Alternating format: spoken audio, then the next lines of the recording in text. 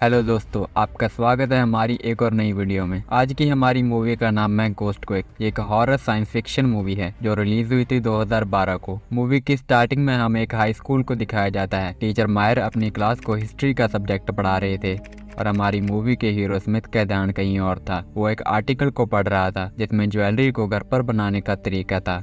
अब 3 बज जाते हैं और स्कूल की छुट्टी हो जाती है। ज्यादातर बच्चे स्कूल से अपने घर चले जाते हैं, लेकिन कुछ को छोड़कर, क्योंकि इन्हें स्कूल में रहकर ग्रेजुएशन की तैयारी करनी है। स्मिथ के पास कुछ गोल्ड कॉइन की थैली थी जिसमें अजीब स्टार का निशान बना था। तभी वहाँ पर विटनी आ जाती है और स्मिथ से इन सिक्कों के बारे में पूछती है। स्मिथ को ये सिक्के उसके ग्रैंडफादर से विरासत में मिले थे और उसके ग्रैंडफादर स्कूल के पहले फाउंडर थे जिनका नाम था एल्डर डैनफोर्थ। असल में स्मिथ के ग्रैंडफादर एक बहुत बड़े पागल थे। स्कूल में पढ़ने वाले बच्चों को बहुत बेरहमी से मार डालते थे क्योंकि ऐसा करने से इसे खुशी मिलती थी और वो तंत्र मंत्र जैसे चीजों से भी जुड़े हुए थे। अपनी ताकत बढ़ाने के लिए ये इन बच्चों की बलि दे देता था और जब पुलिस को इस सब के बारे में पता चला तो उनके आने से पहले ही डैनफोर्थ ने खुदकुशी कर ली। स्मिथ डैनफोर्थ का पोता है, ये बात इस स्कूल के टीचर मायर और सफाई करने वाले के अलावा किसी को भी नहीं पता। स्मिथ ने अपने पागल दादा का सरनेम भी छोड़ दिया और नया सरनेम रख लिया ताकि उसके दादा के कर्मों का हिसाब कहीं उसे न चुकाना पड़ जाए। इसके बाद मायर स्मिथ को अपने साथ बॉयलर रूम में लेकर आ जाता है। हमें यहाँ पर पता चलता है कि मायर डैनफोर्थ के कल्ट से बहुत ज्यादा ऑब्सेस्ड है और उसे स्मिथ के सोने के सिक्के चाहिए। यहाँ पर मायर उन सिक्कों को स्मिथ से छीनने की कोशिश करता है, तभी सारे सिक्के फर्श पर बिखर जाते हैं जिसमें से एक सिक्के को मायर अपने पैर के नीचे छुपा लेता है। स्मिथ जल्दबाजी में सारे सिक्कों को अपनी थैली में डालकर वहाँ से चला जाता है। मायर के सिक्के को छूते ही वो सिक्का जलने लगता है। मायर उस सिक्के की तपश को सह नहीं पाता और नीचे गिरा देता है। नीचे गिरते ही वो सिक्का एक दूसरी दुनिया के दरवाजे को खोल देता है जिसमें से एल्डर डैनफोर्थ की स्पिरिट इस दुनिया में प्रवेश कर लेती है।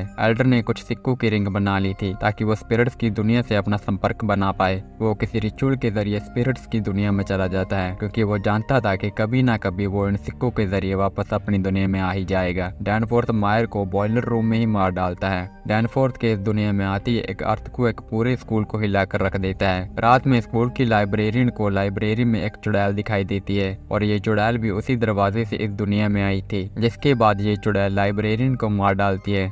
स्मिथ और उसके दोस्त मिलकर ग्रेजुएशन की तैयारी कर रहे थे। तभी डीन एम्बर को इस स्कूल के बारे में बताता है कि कैसे डैनफोर्थ ने इस स्कूल में बच्चों को मारा और आज तक उनमें से एक की भी लाश नहीं मिली। यहाँ पर मायर ने डीन को स्मिथ के सच के बारे में बता दिया था। डीन स्मिथ पर जरा सा भी भरोसा नहीं करता। वो बातों ही बातों में स्मिथ को ताना मार देता है जिसके बाद स्मिथ वहाँ से बहाना बनाकर चला जाता है। रास्ते में वो सफाई करने वाले से टकरा जाता है और इस सफाई करने वाले का नाम था ऑर्टिस। वो स्मिथ को गुस्से से देखता है क्योंकि डैनफोर्थ की वजह से उसने अपनी बहन और बेटी को खो दिया था, जिसके बारे में आपको आगे पता चलेगा। इसके बाद कुछ बच्चे स्कूल में चुपके से घुस जाते हैं और ये भी इसी स्कूल के विद्यार्थी थे। ये ब्लैक को धमकाकर यहाँ पर लाए थे क्योंकि इन चारों में से सिर्फ ब्लैक को ही कंप्यूटर चलाना आता है और ये लोग उससे अपने रिजल्ट के मार्क्स को बढ़ाना चाहते थे। बाकी 3 लड़के चिमनी के रास्ते कैफेटेरिया में पहुंच जाते हैं, लेकिन रॉबर्ट अपनी सिगरेट खत्म करने के बाद जाता है। जब वो चिमनी में से जा रहा था तभी दोबारा अर्थक्वेक आता है और ये पहले से 2 गुना ताकतवर था।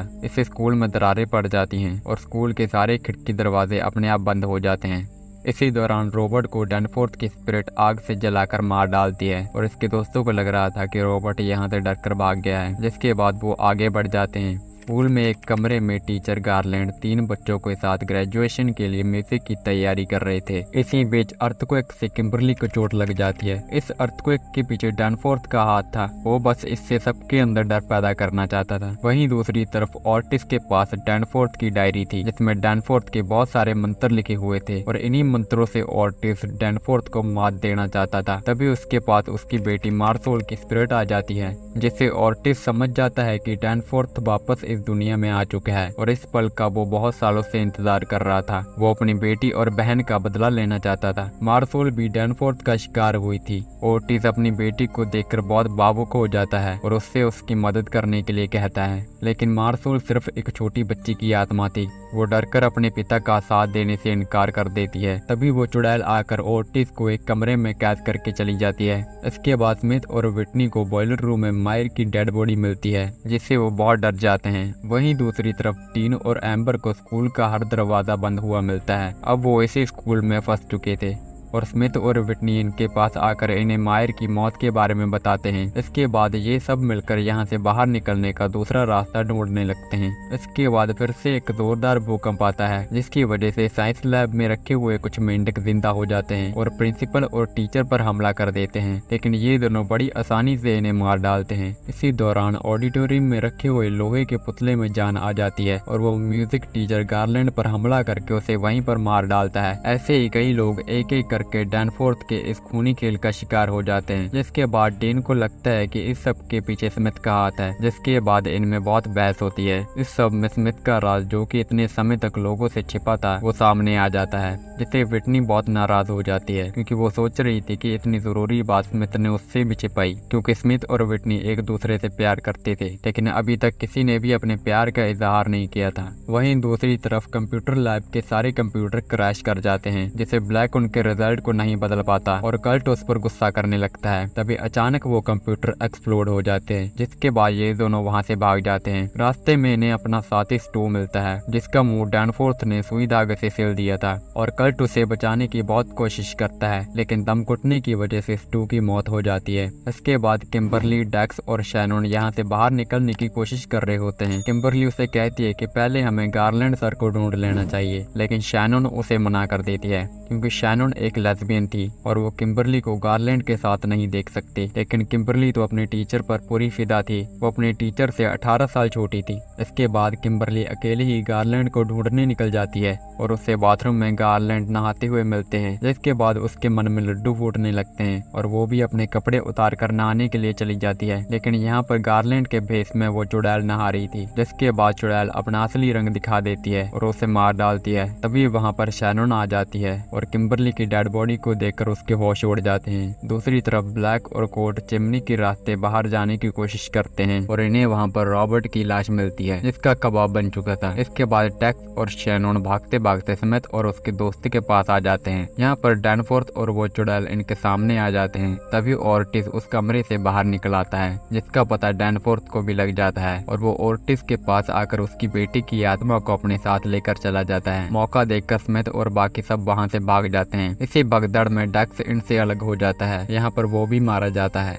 इसके बाद स्मिथ की मुलाकात ब्लैक और कोर्ट से हो जाती है और डीन और कोर्ट दोनों बहस करने लगते हैं, जिसके बाद ये सब डिसाइड करते हैं कि ये सब मिलकर यहाँ से बाहर निकलने का रास्ता ढूंढेंगे। जिसके बाद वहाँ पर डैनफोर्थ की तस्वीर में से आवाज आती है और वो एम्बर को इन सब से अलग कर देती है और टॉयलेट में उसे फ्लश कर देती है। भगदड़ के बाद डीन और कोर्ट बाकियों से अलग हो जाते हैं। अब ये दोनों मिलकर एग्जिट ढूंढ रहे हैं। दूसरी तरफ स्मिथ को ओटिस बेहोशी की हालत में मिलता है और थोड़ी देर बाद उसे होश आ जाता है, जिसके बाद शैनन और ब्लैक ओटिस के लिए मेडिसिन लेने के लिए नर्स रूम में जाते हैं। यहाँ पर उन्हें वो चुड़ैल डेक्स का रूप लेकर बेवकूफ बनाने की कोशिश कर रही थी, लेकिन ये लोग उसके झांसे में नहीं आते। अब चुड़ैल अपने अवतार में आकर इन्हें मौत के मुंह में फेंक देती है। वहीं दूसरी तरफ ओर्टिस इन्हें अपनी बहन के बारे में बताता है। ओर्टिस की बहन स्मिथ के ग्रैंडफादर से प्यार करती थी, बदले में डैनफोर्थ ने उसे एक डीमन में बदल दिया और हम यहाँ पर उस चुड़ैल की बात कर रहे हैं। वो चुड़ैल ही ओर्टिस की बहन है। अब डैनफोर्थ को स्मिथ चाहिए, वो उसकी बॉडी में घुसकर उसकी लाइफ जीना चाहता है ताकि अपने शैतानी मनसूबे को पूरा कर पाए। इसे रोकने का इनके पास सिर्फ एक तरीका है, इन्हें इस स्कूल में दफनाई हुई ओर्टिस की बहन की लाश को ढूंढकर उसके हाथ में से उस जादुई रिंग को निकालना होगा और उसे बर्बाद करना होगा। इसके बाद ये पहले एक एसिड बनाते हैं जिससे सोने को पिघलाया जा सके। वहीं दूसरी तरफ चुड़ैल डीन और कोर्ट को मार डालती है, जिसके बाद डैनफोर्थ और ज्यादा ताकतवर हो जाता है। अब ये सब उस चैम्बर में चले जाते हैं जहाँ पर उसकी लाश दफन थी। वहीं पर पहले से ही डैनफोर्थ और वो चुड़ैल उसकी सुरक्षा कर रहे थे, जिसके बाद इनमें झड़प हो जाती है और यहाँ पर ओर्टिस की बेटी मार्सोल इनकी मदद करने लग जाती है। वो अपनी आंट चुड़ैल को पकड़ लेती है और मौका मिलते ही विटनी उस रिंग को एसिड में डाल देती है। देखते ही देखते उस रिंग के साथ साथ वो चुड़ैल भी खत्म हो जाती है। इसके बाद डैनफोर्थ उन पर बहुत भारी पड़ता है। वो स्मिथ की बॉडी में चला जाता है और ओर्टिस को मार देता है। विटनी अपनी जान बचाकर वहाँ से भाग जाती है, लेकिन वो उसे पकड़ लेता है। जिसके बाद ओर्टिस की आत्मा आकर उसे स्मिथ के शरीर से बाहर निकाल देती है। जिसके बाद स्मिथ उन सिक्कों को भी एसिड में फेंक देता है, जिसके बाद डैनफोर्थ की ताकत चली जाती है और ओर्टिस उसे अपने साथ स्पिरिट्स की दुनिया में ले जाता है। अब स्कूल के सारे दरवाजे खुल जाते हैं और विटनी और स्मिथ स्कूल से बाहर आ जाते हैं और यही था मूवी का एंड। तो दोस्तों, आपको ये मूवी कैसी लगी कमेंट करके जरूर बताना। तब तक के लिए मैं विदा लेता हूँ और मिलूंगा अगली वीडियो में।